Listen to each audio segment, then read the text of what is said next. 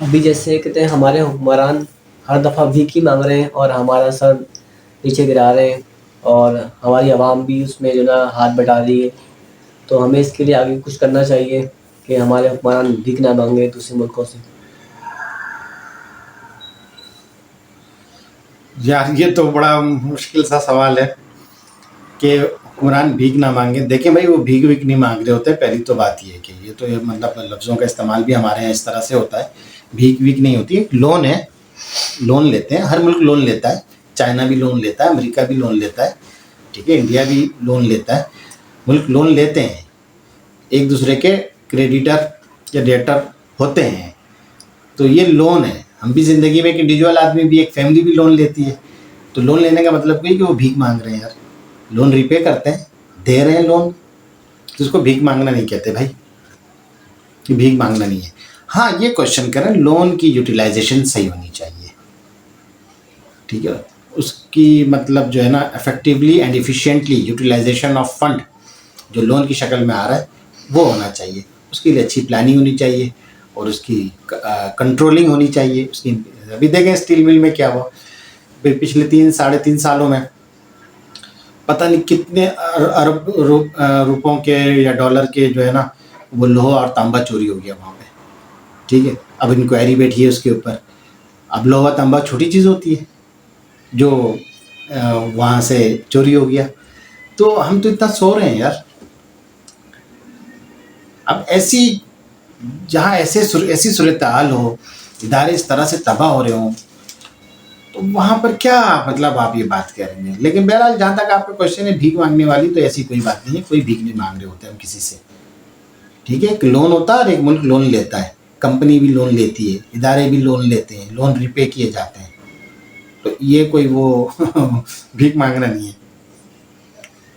अब जैसे हर और ममालिक जो ना पेट्रोल सस्ता दे रहे हैं और हम लोग जो ना जिनसे ले रहे हैं उन्हीं से ले रहे हैं। हमें नहीं चाहिए कि हम दूसरे मुल्क से भी जाकर हम बातचीत करें कि लोन कहते हैं हमें पेट्रोल दिया जाए सस्ते दामों पर। देखिए साहब, ये सवाल मुझसे नहीं होना चाहिए। ये सवाल तो उनसे होना चाहिए जो पॉलिसी मुरतब करते हैं। हर मुल्क की एक पॉलिसी होती है। सिर्फ ये नहीं होता कि कोई चीज़ सस्ती मिल रही, मैं एक जनरल बात कह रहा हूँ कि कोई चीज़ सस्ती है तो आप वहाँ से जाके ले लेते हैं, ऐसा नहीं होता। आपको अपनी इकोनॉमी को भी देखना होता है। आपको अपनी रिलेशनशिप, मुल्क कंट्री के साथ जो रिलेशनशिप होती है उसको भी देखना होता है। आप किसी के क्रेडिटर होते हैं उसको भी देखना होता है। आपका स्टेटस किसकी नज़र में क्या है वो भी देखना होता है। आप किसके इत्तेहादी हैं आपको ये भी देखना पड़ता है। कई फैक्टर्स होते हैं। सिर्फ ये कोई होता है किसी मुल्क के लिए कि कोई चीज़ सस्ती मिल रही है तो उस मुल्क को छोड़ा दूसरे मुल्क के पास चले गए हैं। यार मतलब मैं एक शॉप से चीज़ खरीदता हूँ, फ़र्ज़ करो वो 20 रुपये की दे रहा है, मुझे आगे पता लगा कि वो चीज़ 18 रुपये की मिल रही है। लेकिन भाई मैं मतलब जहाँ से 10-20 साल से चीज़ें खरीद रहा हूँ, अगर मैं 2 रुपये अपनी दोस्त की खातिर मोहब्बत में या अपने ही लोगों से, ठीक है ना, अपने ही लोगों को दे रहा हूँ, 2 रुपये इजाफी चले जा रहे हैं और मुझे सहूलत हो रही है, मैं वहाँ से मेरा एक रिलेशनशिप है, टाइमली सप्लाई है, वहाँ से सारी चीज़ें हैं, तो उन फैक्टर्स को भी देखना पड़ता है ना। अब आप नई दुकान पे चले गए, वहाँ 18 रुपये, 2 दिन बाद उसने भी 20 कर दिया, फिर मुँह की खा के दोबारा कहाँ हो गए?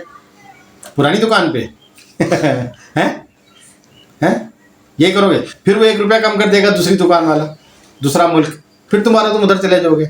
यार ये क्या है, मतलब बेपंदे का लोटा बन जाओगे ना, नहीं बनोगे। सोचो कैसी शक्ल बन जाएगी, समझ आ रही है कुछ? तो इसी तरह से मतलब एकदम किसी कंट्री को या किसी क्लाइंट को या किसी कस्टमर को या सप्लायर को एकदम नहीं छोड़ा जाता। 2 रुपये ऊपर नीचे होने की वजह से नहीं छोड़ा जाता। और भी कई फैक्टर्स होते हैं, उसको देखना पड़ता है।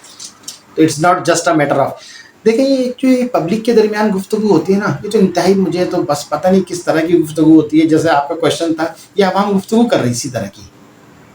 भाई तेल वो सस्ता दे रहा था उससे ले लेते, सब्जी मंडी से जाके ले लो, पानी जो है वो क्लिफ्टन से जाके ले लो, है नहीं माँ नहीं मिल रहा तो किंजर जिन चले जाओ, वहाँ से ड्रम भर के ले आओ। यार ये कोई तरीका है? मतलब कोई इंसानी ज़िंदगी वाली सहूलत वाली बात करो यार, ये कोई इंसानों वाली बात है कोई नहीं। ये एक रिलेशनशिप को 2 रुपये की खातिर आप कुर्बान कर देंगे कि वो 2 रुपये सस्ता दे रहे हैं, और 2 दिन बाद वो 4 रुपये और बढ़ा दिया। फिर सोचो यार, इस तरह नहीं होता। तो कई फैक्टर्स होते हैं इसके अंदर। बहरहाल मैंने एक जनरल बात की है, इस पर स्पेसिफिक बात और स्पेसिफिक स्ट्रेटेजी होती है। जो ये हुक्मरान और जो देखें पॉलिसी मैटर्स जो होते हैं ना, वो गवर्नमेंट बेहतर समझती है। मैं नहीं समझता कि आवाम को ये डिस्कस करना चाहिए कि गवर्नमेंट को कब और क्या करना चाहिए। गवर्नमेंट बेहतर समझती है कि उसको कब और क्या करना चाहिए। ठीक है जी, आवाम का काम है सिर्फ वोट की हद तक है, वोट दे के अपने घर जाए। इससे आगे की ज़्यादा दिमाग लगाने की ज़रूरत नहीं है। दिमाग लगाने के लिए जिनको हमने वोट दिया वो बैठे हुए वहाँ पे, अब उन पर एतबार करें और ट्रस्ट करें उसके ऊपर। ठीक है, आपके साथ धोखा हो जाता है, अगली दफ़ा चेंज कर दें आप, कोई मसला नहीं। लेकिन कई सालों से चेंज नहीं होते हैं। जो पिछली हुकूमत है वही अगली हुकूमत है। बहरहाल भाई, तो